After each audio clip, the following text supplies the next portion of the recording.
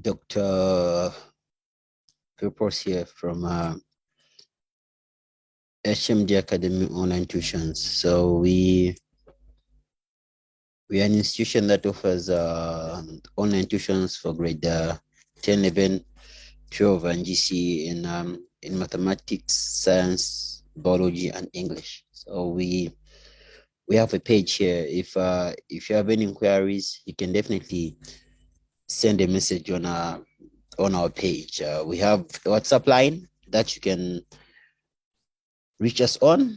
If you have any questions about anything, you can definitely get hold of us through the line. So today we are looking at chemistry, and that's science paper 2. So many people would enter for chemistry and physics as science.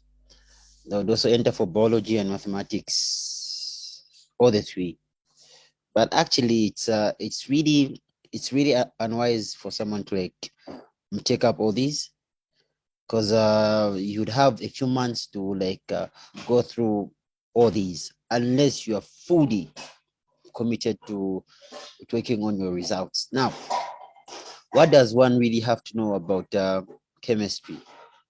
So there are so many things that one really has to know for them to do very well in chemistry. First of all, one must have a full understanding of the periodic table. A full understanding of the periodic table. You must really know what this is all about. Meaning you must know the groups, you must know why elements are placed in those groups. You must know properties of each of these groups. You must know where they are used, how they react, and the likes. If you don't know how this works, you have a challenge with chemistry.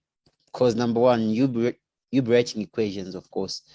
You're writing equations. So these equations have got chemical formulas.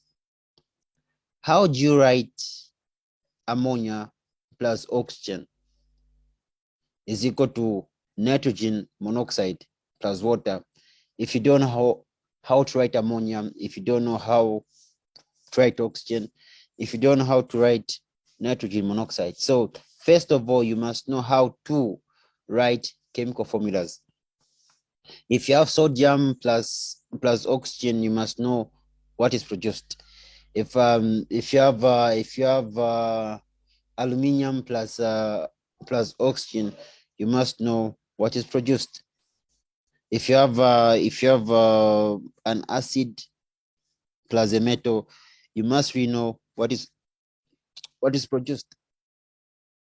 So we would have a lot of people entering for science, but are fully unaware of what is expected of them. So almost everything that you see would have elements in there. Almost everything that you see, almost everything. So here there are marble chips, calcium carbonate, meaning one should know how to write calcium carbonate. So if you go here, we are talking about salts. So you must know how to write salts. Here there's bodium, which is an element, of course. That means all that one has to really know is the whole part of periodic table and bonding. Those are very important. So if one does not know periodic table, does not know bonding, meaning you have challenges with more concept. And most people, when they have challenges with more concept, they would say chemistry is very difficult. But actually, you did not really go through the periodic table and bonding. Once you work on bonding and the periodic table, then you're safe. You will be very safe. Unlike mathematics, which has got topics which come every year, chemistry is not always like that. It's not always like that. Maybe you might have more concept that appears there more often. You might have organic chemistry that appears there more often, and the rest they would somehow differ. They would bring non-metals, they would bring metals, they would bring redox reactions, they would bring rate of reactions, they would bring this and that. Meaning you really have to go through like almost everything in chemistry. And it's a must. You must go through everything. If you want to do well, you really have to sacrifice your time. Because many people that would really be at school more or less doing something else. And when they don't do well, they would say school is very difficult. But in the actual sense, school is not that difficult. All that you need is commitment only. Once you are committed, you will definitely succeed. So you really have to go through this. You really have to go through this. It's a must. Chemical formula, compounds, Haber process, cracking, organic, Oswald processing, steam reforming. In all these, you definitely find elements and compounds, reactions in all these. So you must really know all the groups, periods, valences.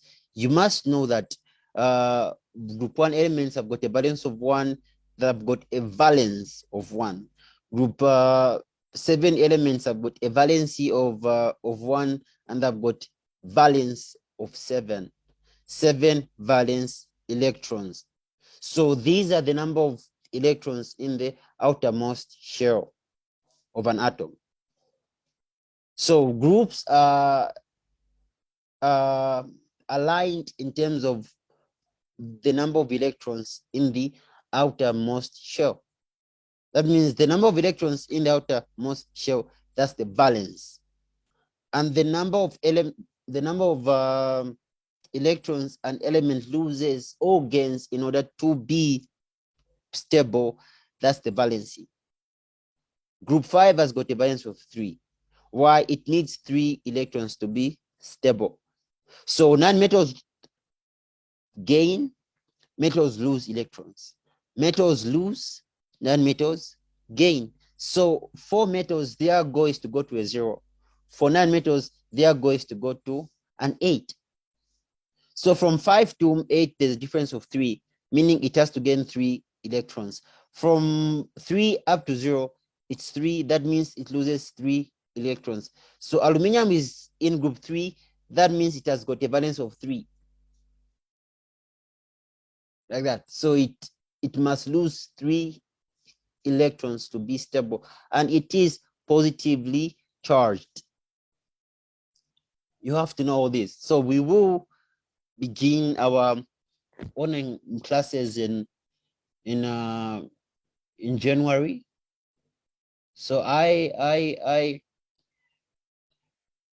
advise that you register with us. If you have any inquiries, you can definitely check out our page, HMT Online Tuition Center. This has been Dr. Purpose. Till next time. Bye-bye.